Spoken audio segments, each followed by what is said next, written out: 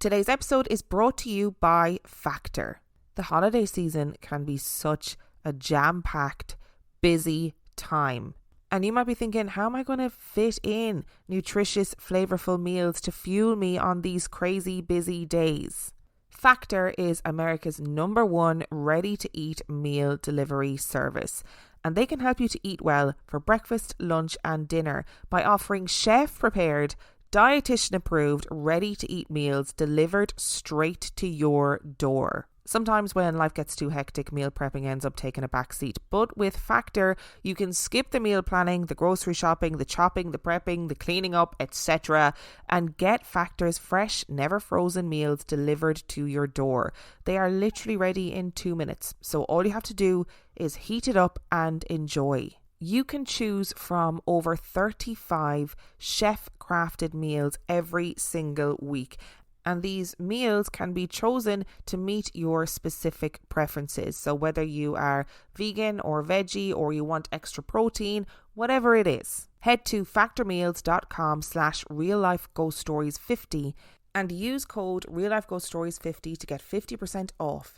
That's code reallifeghoststories50 at factormeals.com/reallifeghoststories50 to get 50% off.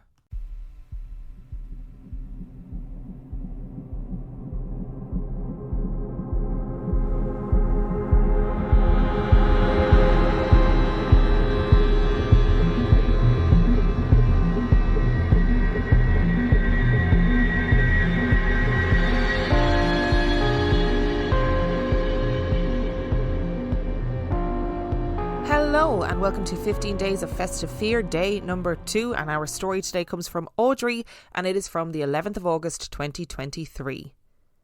A little background: I am a registered nurse. I come from a medical family and I married a doctor and we made a medical family. Our oldest son is also a doctor. I'm telling you this because none of us in this extended family are prone to paranormal fantasies. We believe in hard evidence and science. That doesn't explain any of the things that have happened to us. My parents come from France. Mum's parents believed in les lutins, leprechauns. My grandfather, a teetotaler, was making his way home from the village late one night, walking across a field to his house. This was a regular route with a well-trodden pathway through the field. There was a bright enough moon that he could see well. He spent hours walking around that field, not being able to find the pathway leading to a stone wall and a wooden gate at the edge of the field.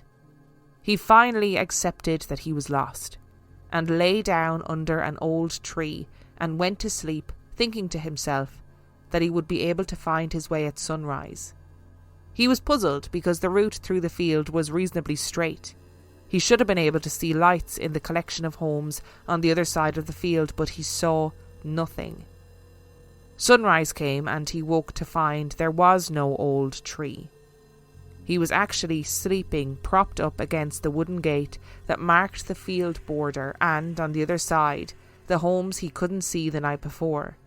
He says that before he went to sleep under the tree, he thought he heard someone laughing in his ear. He believes that it was a leprechaun playing tricks on him.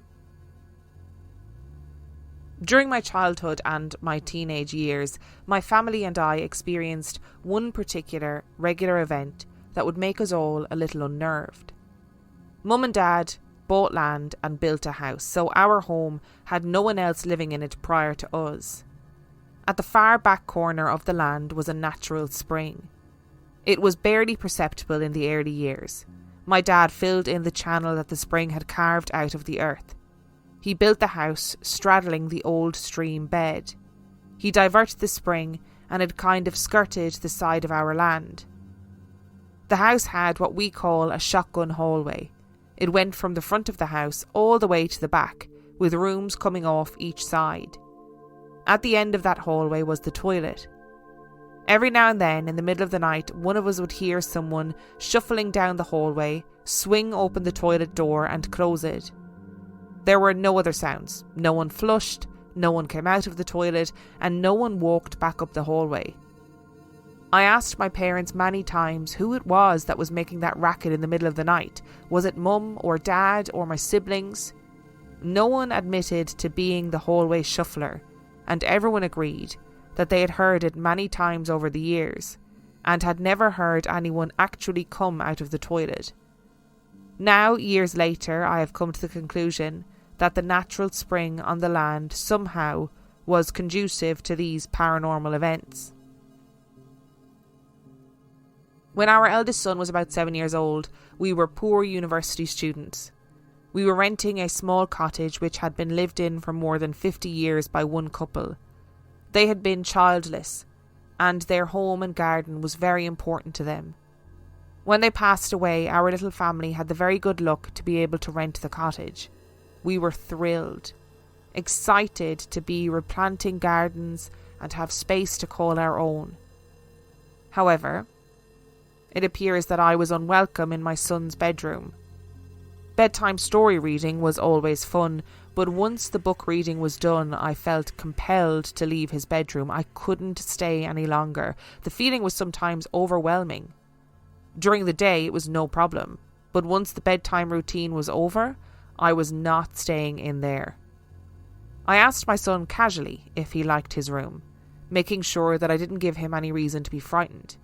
He replied, "Oh yes, Mum, the old man comes to sit and look after me when I'm ready to go to sleep, and he stays there all night."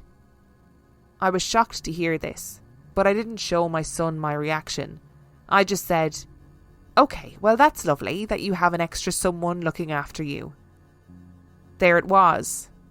The old fellow was coming to take care of the little boy he had never been able to have in his life, and he didn't like my presence.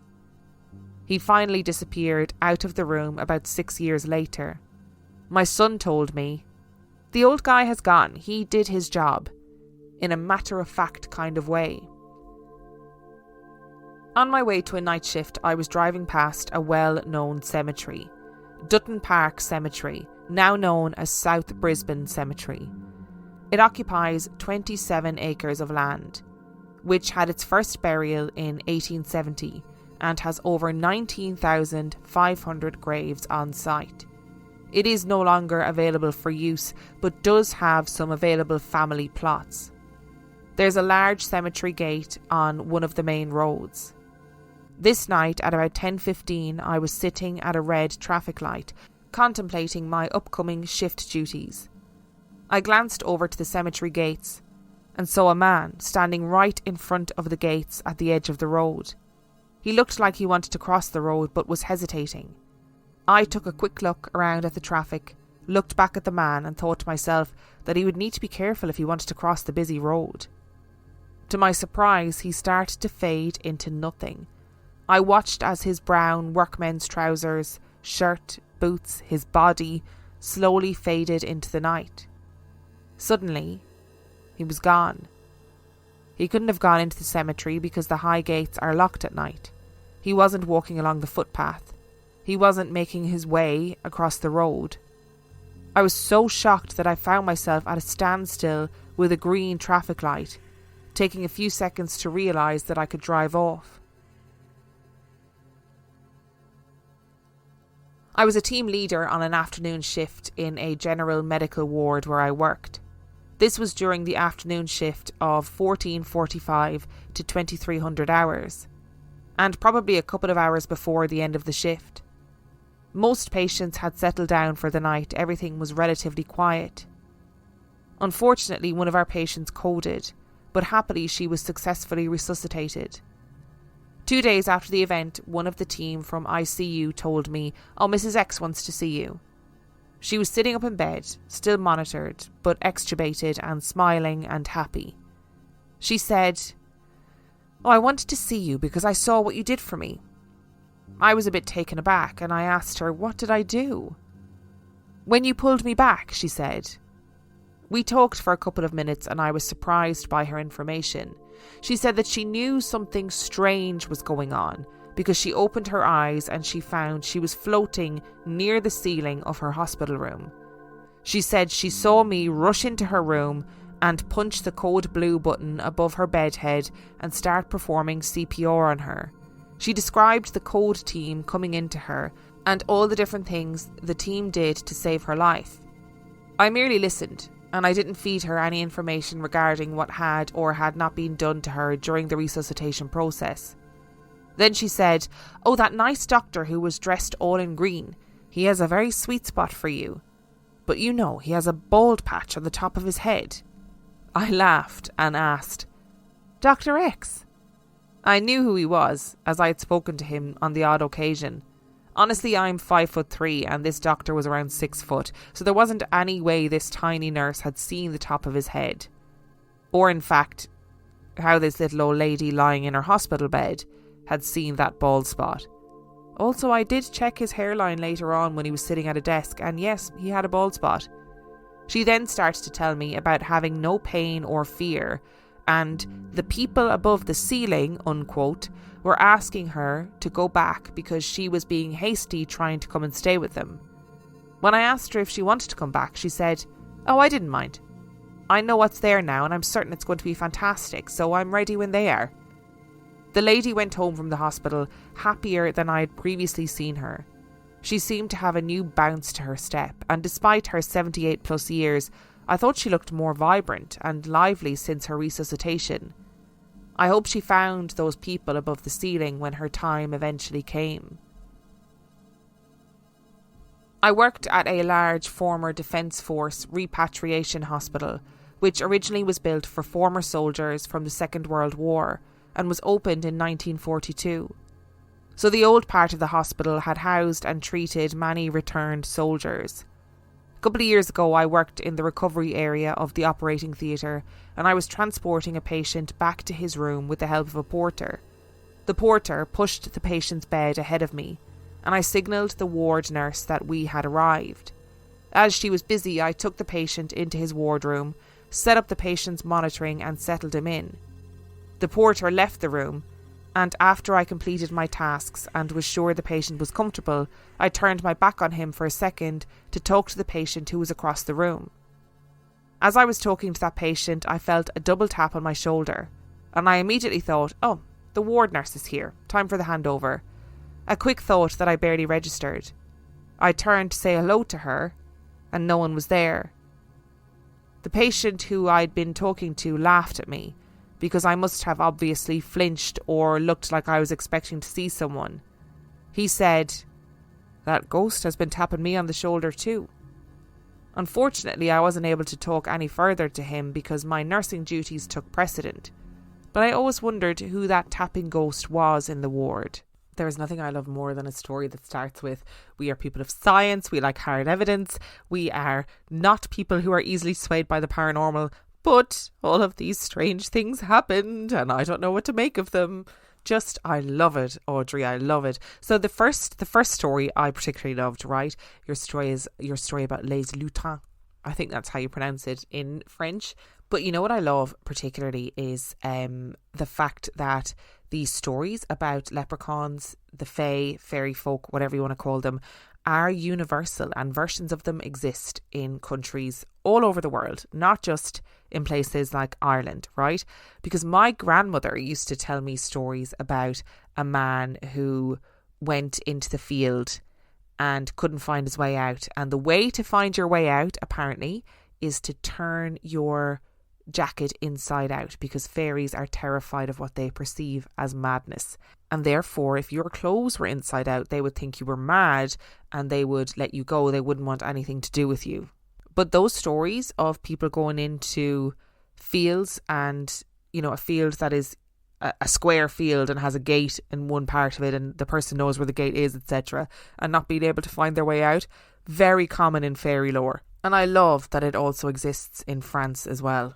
I sort of quite like the fact that the hallway shuffler has never been outed. They've never been identified all those years later. But I also love that everyone heard it at different points over the years. And they're like, "Well, somebody's getting up to go to the toilet." Okay, no, they're not, because they haven't come out yet. The toilet hasn't flushed. What is going on here? And, you know, I think you never know what has happened on various bits of land. You just never know. And especially land that has water on it, apparently. I mean, I sound like I'm a paranormal investigator on a TV show now. But apparently water is a conduit for the paranormal, as they say. So maybe you're right. Maybe that natural spring was conducive to these paranormal events. And in regard to the rented home that you used to live in, that you rented after that couple had lived there for 50 years. First of all, it does sound like that man was like, excuse me, I'm looking after this child. You can leave now. You can read your story and you can leave. And I'm sorry, it's time for the jingle.